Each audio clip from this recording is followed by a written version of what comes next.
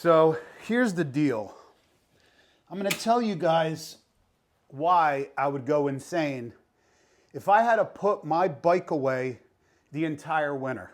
But I got to move the bike around. And I already told you guys this, like my garage is literally like 10 feet, 11 feet wide by like 30 feet back. I have a 1-car garage. We have a great sized house, but in this development, I don't know why they just put 1-car garages. It doesn't make sense. But I guess when they built the homes back in the 60s, a lot of people only had 1 car. Not like today where we have 3, 4, 5, sometimes 6 cars per family, if you guys know what I'm talking about. So, it was just a different time. So this house has a 1-car garage, 10 by like 30. And that's why I love using my Let's Roll lift and dolly system, because it's been raining literally here like for the past 5 days straight.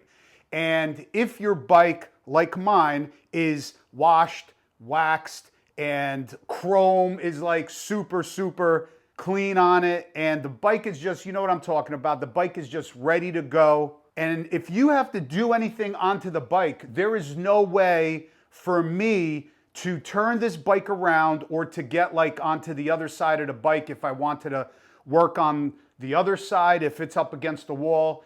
If I tried that, I would actually look like Austin Powers in the movie.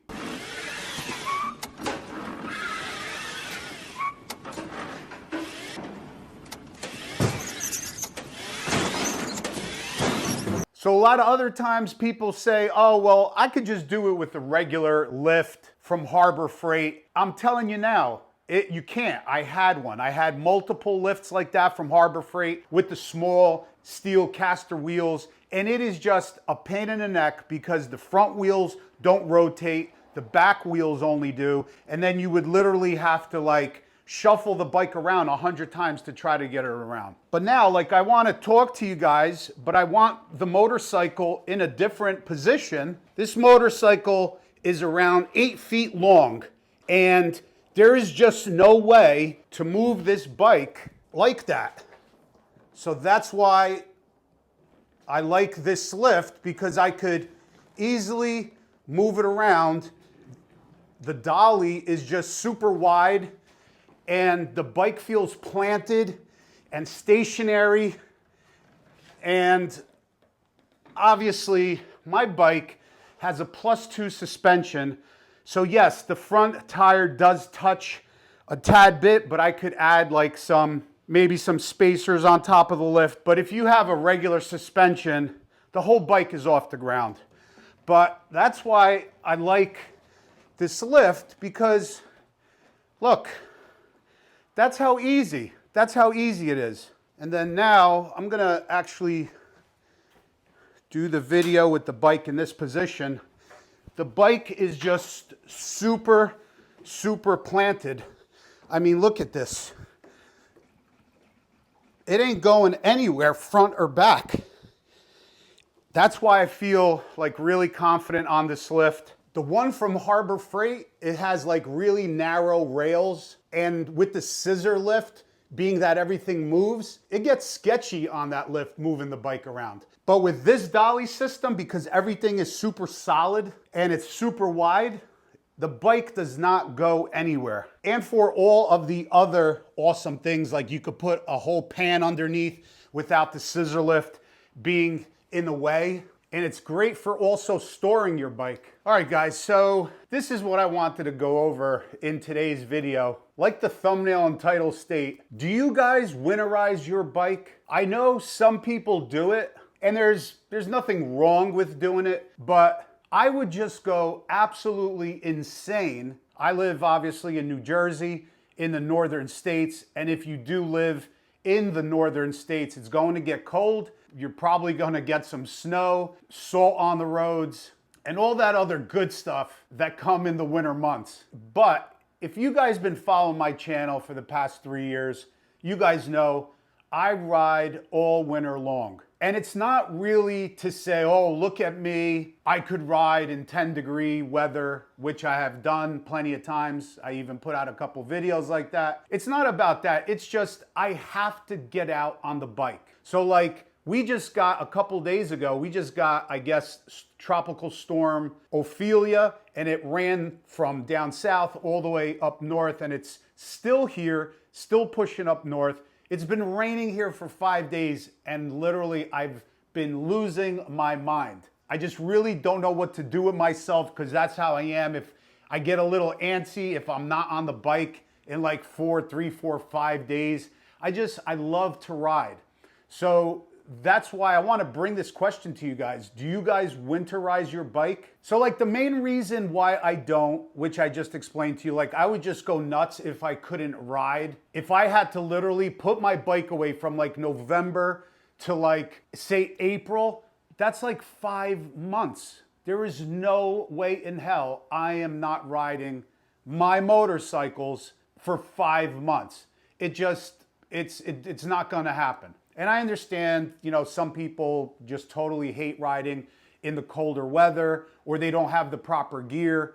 But see, that's the thing is, even in December, January, February, March, obviously it's gonna be cold, but chances are, with how the weather is these days, you are going to get some upper 40s, 50-degree days, which is beautiful for riding. So you guys know, I get geared up the proper way. I have my Indy Ridge boots on. I have my Beyond Riders Kevlar jeans on. I have Beyond Rider flannel on, or I could throw a flannel on with a First Manufacturing vest, or to have a little more warmth. You guys know I rock heated gear, so I'll put on my Gerbing heated jacket. I have the plug right here. I just plug that in. On this bike, Mad Max, I have the heated grips, which I didn't have on Silverback. If you guys are new to this channel too, I just created and sorted out all the playlists. So I actually have a playlist of when I first started the channel, of my 2018 Road Glide Standard, which was basically the same bike. So I have those videos grouped together, and then I have a whole playlist of Silverback, which was the bike right before this, of my 2020 Road Glide Special. That was a beautiful build, and now I have a playlist for Mad Max. So you guys could check all those videos out. The last build, Silverback, was really badass as well, but I'm digging Mad Max more. But check those videos out. But anyway, I didn't have heated grips on Silverback, and then after riding all those winter months, I realized I need heated grips, and I'm telling you now, I wouldn't change a thing. I would recommend for everybody to have heated grips on your bike, and the Memphis Shades handguards. So having the proper gear on your bike, heated apparel, heated grips, Memphis Shades handguards, tall windscreen, and having the proper gear, full face helmet and the proper layers on, heated jacket, you could still ride in November, December, January, February, March, April, even if it's in the 40s and 50s. Like, no one's saying you have to go out on the highway 80 miles an hour and do 300-400 miles. That's not what we're talking about. It's all to keep the sanity, if you know what I mean.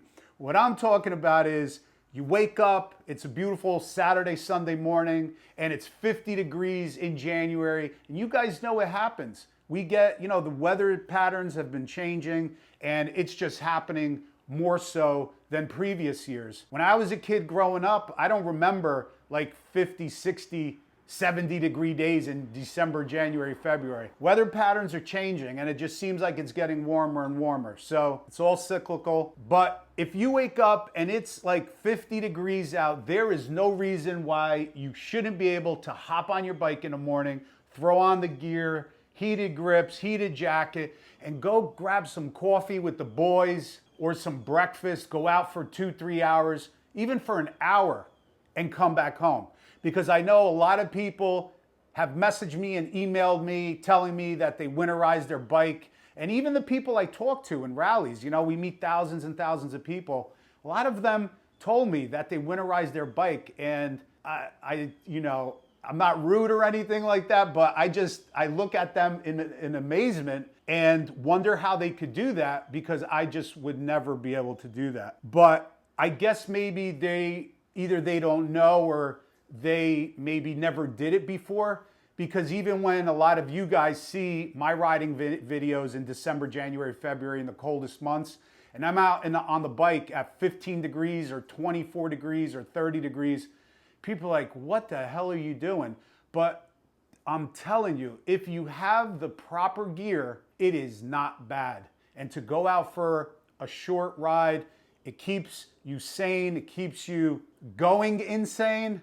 That's why I do it. And plus, like I said, you guys know I love all motorcycles. I'm a motorcycle enthusiast. I got to be on the bike. Once it starts getting like 5 to 7 days, I'm starting to get fidgety. I start going down in the garage, just like it's been now, raining for 5 days, not being able to get out there. And that's another thing why I like this dolly system, is because then that's what I was gonna get to. If the bike is like all clean and done up, say it's raining outside and you need to turn the bike around, you can, without taking the bike outside, like bringing it out, turning around, getting it wet. Or what if you got a foot of snow outside? What if you want to turn the bike around in the garage? That's why I like that. But yeah, let me know what you guys do. Do you guys winterize your bike? Do you not? Do you ride all winter long? And watching this video, will you maybe take that chance and try to ride this winter? But for the life of me, I cannot do it. I never winterize the bike. I never will. I'll always ride all winter long. I won't necessarily go, like if it's 10 degrees, I'm done with those days. You know, they can be painful. But if it's high 30s, 40s, 50s, man, I'm out on the bike. Go grab something to eat with the guys. And once you come back, you're just refreshed, recharged, and feeling good. And even if there's like salt on the ground, a lot of people, I know they have that issue where they don't want to take the bike when there's salt on the roads. But I'm going to tell you now that I ride my bike all winter long. I have done, even this year, January, February, March, I did like 5 or 6 long distance trips, like 300-400 miles into New York State. There was salt on the roads. There was brine on the roads. I went to do the ride videos for the waterfalls for you guys. Bike comes back absolutely insanely filthy. I will tell you that. But as long as you're able to wash it, as soon as you come back, you're good to go. If the salt is dry on there, you won't have an issue. But you cannot come back and leave that salt on the bike and leave the bike outside and say there's a lot of moisture outside, or it's drizzling, or it's raining, because that's what corrosion loves, is salt and the water, which is going to feed it oxygen, and then it will absolutely ruin your bike. So just make sure you can wash it, or if not, just leave the salt on there. I have done that, trust me. Say I come back from a ride, there's all salt on the bike, I put it in the garage, but say it's raining still outside. I leave the bike inside the garage, it dries off, the salt kind of like just dries up and the water kind of evaporates in a warm garage. And then 3-4 days later, I wash the bike, and I'm telling you, people have looked at my bike, even after all of those ride videos, in the salt, in the cold, in the brine. You cannot see one corrosion or pit mark or stain or anything on this bike. This bike is spotless. I'm telling you. People have seen this bike at rallies. People have seen this bike at meet and greets. That's what they tell me. They can't believe how clean this bike is, what I do to keep it clean. I just wash it. I wax it, and just take care of it. That's all. Just don't ever leave the salt on there in the moisture, because that will get you in some pretty big trouble. So anyway, hope this video had some insight on kind of how my brain works, and I'm sure your guys' brain probably works the same. But let me know if you may take that chance. If you always winterize your bike, will you take that chance maybe this winter and not winterize and ride? Because I know a lot of people tell me, oh, I winterize my bike, but then they're like literally going nuts. They come down in the garage and boom, January, 55-degree day, but they can't ride their bike because it's winterized. So, you know, that's my point. I would say have your bike always ready to go. So this way you can hop on it, clear the mind, clear the brain, fill the heart, and fill the soul. But I think we're gonna get one day of good weather tomorrow, and then the next day it's gonna start raining again. So I will bring a ride video to you guys as soon as possible, but thanks for watching. Love every single one of you. Check out Let's Roll Lift and Dolly System. All the links are down below in the description, and we'll see you guys on the next one. Peace out.